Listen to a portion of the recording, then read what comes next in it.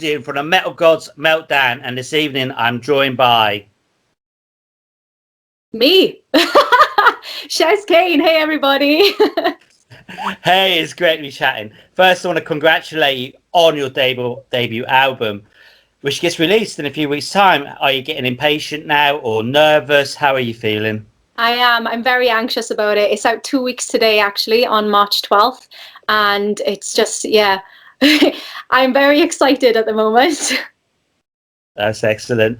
You've had Danny Rexon writing the songs, and the massive Frontier Records signed you up. That's amazing. That must be like some kind of dream come true for you. Yeah, it's quite surreal. I wasn't expecting it, and it just came out of the blue. And I'm still taking it in today. It's madness. It's amazing, honestly. I mean, I've read somewhere that you're a big Def Leppard fan as well. So, well, you're a big 80s fan, aren't you? Some of the tracks you've covered are amazing. You've done Nobody's Fool by Cinderella. Yeah. You've got Wild. My favourite, that is my track.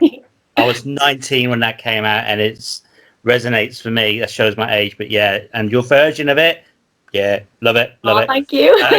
They are stunning covers. Do you have a favourite song from someone in the 80s that you wish you had written yourself personally? So many. Come on.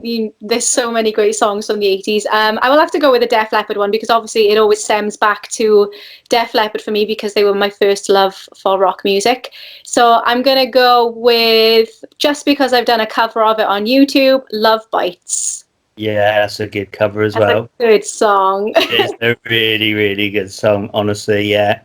I was about your age again when that was out, so yeah, happy days. Oh, well. Okay, I so discovered it when I was 13, so wow. I didn't live through the 80s, but I'm hoping that I can bring a bit of that flavour back today. Well, you definitely are. I mean, the album drips of Vixen, a bit of Lita Ford, a bit of Lee Aaron, all thrown into a massive melting pot. How important is the 80s to you? A young lady like yourself in rock and metal, to be sort of compared to those artists, that must be amazing. Well, firstly, it is pretty mind-blowing being compared to people that you've looked up to growing up. But I feel like it's very important, because obviously, like I said, Def Leppard were my first love to rock music, and I've gone on to love loads of genres of rock now. But it always stems back to the 80s, and I just feel like it's really missing today, and so does Danny. So I feel like we've worked really well together to try and bring it back. What's your favourite track on the album today, and why? So my favourite track on my debut is going to be Better Than Love. It is Better Than Love, should I say. And it's because it's the song that I first demoed for the project, and it feels like it's the song that got me the project. So it's always going to have a special place in my heart. Awesome. Rocket on the radio has had a massive hit ratio on YouTube. That must be so gratifying to see your hard work paying off. What would you say the general feedback from fans and the media has been like so far? It's been amazing. Everybody's been absolutely amazing. I didn't know what to expect when obviously we were creating this project, because obviously it is bringing back that 80s feel today. I didn't know how people would respond to it, and it's just been accepted so well. I'm really pleased. Okay, quickly going back to Def Leppard, I see you've met Joe Elliott as well. How I have. is that? And is there a chance you could do a duo with him at some stage? Oh, I have no idea. He probably doesn't even know who I am. It was just a quick flying, "Hey Joe, can I have a picture?" Awesome. And the poor guy was poorly as well. So you can see in the picture that he's holding a mug, and he must have some sort of drink that's like helping him, because he wasn't very well that night. Always the way. Well, you never know. It could happen one day. Bonnie Tyler, of course, being Welsh, I'm guessing she's a major influence. And again, I think you've met her. Have you done a duo with her? I haven't met her. That's a really random story. So yesterday I woke up and I had a lovely surprise. So Bonnie Tyler started following me on TikTok. Right. And I was like, what the hell? And then she had like this duo thing that you could do a duet with her. So I wanted to give it a go. So I put that out yesterday. That was good fun. Right. Okay. Yeah. Because you can tell I've been looking on your Facebook, can't you? I haven't actually met her, but I did that yesterday. So that's really cool. That's awesome. Okay. Are you able to possibly give us any details now lockdown restrictions hopefully are going to be lifted regarding tour dates, or do you think you might have to do like a live album stream online? What's your thoughts? Well, it's a bit difficult at the moment, obviously, because who knows what's going on in the world. What I want to do is get out on tour as quickly as possible. So fingers crossed things will start resuming now that obviously the vaccine's getting out to everybody. And yeah, I just want to get on the road. So hurry up, please. Excellent. I mean, obviously your album's very hard rocking, but there's a lot of female vocalists out there that growl and grunt. Have you started to do any of that? Is that a road you look at doing at some stage, or are you going to always be like on the melodic hard rock side rather than the heavy metal? Or I have never attempted to growl. There are ladies out there that do it absolutely amazingly, so I think I'll just leave it to them and I'll just sing.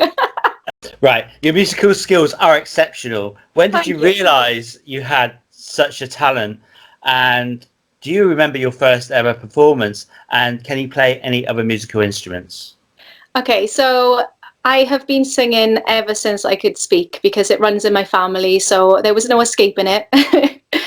I believe, now my parents might tell me I'm wrong, but the earliest memory I have of being on stage is when my parents took us to Pontins. And right. I must have been 5, and they had this like little singing competition going on, and I got up on stage and did a little duet with one of my sisters. And did a little competition there. So that's the earliest memory I have of singing on stage.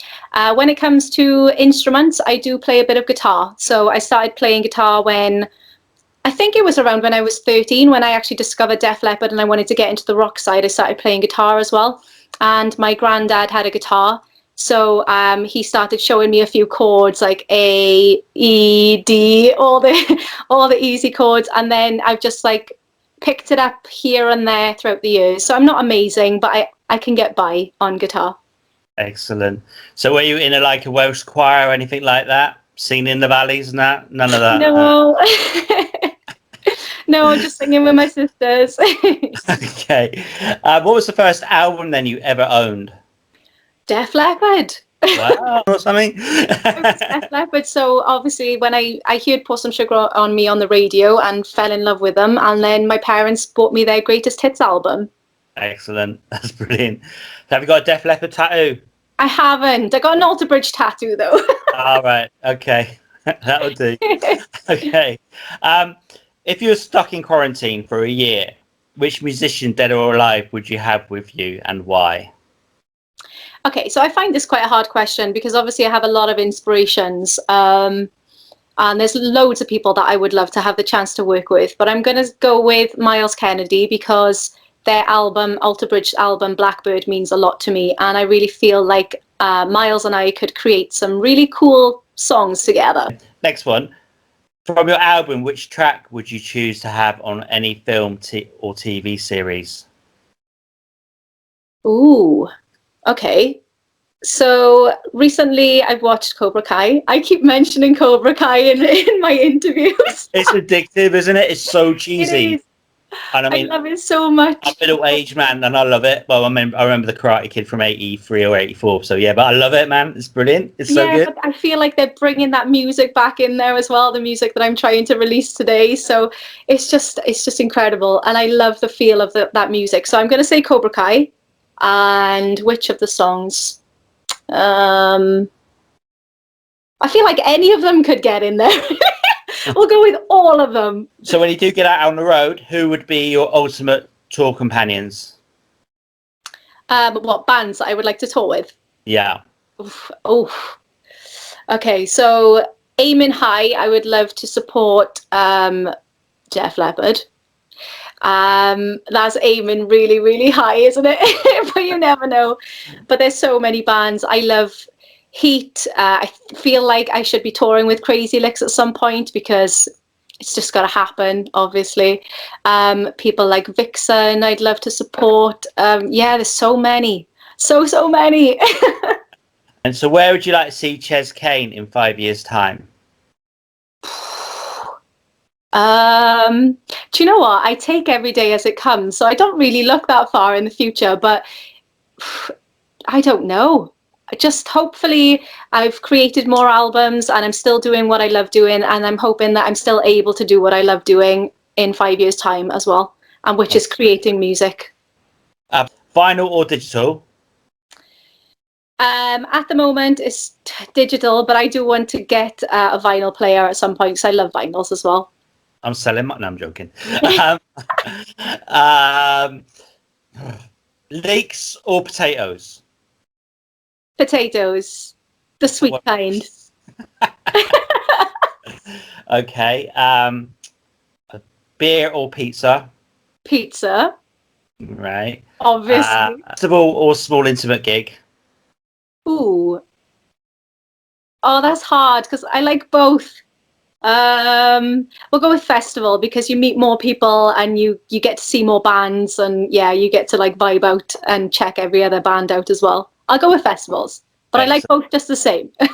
All right, and last one: Boris Johnson or Kermit the Frog? Your face, not Boris.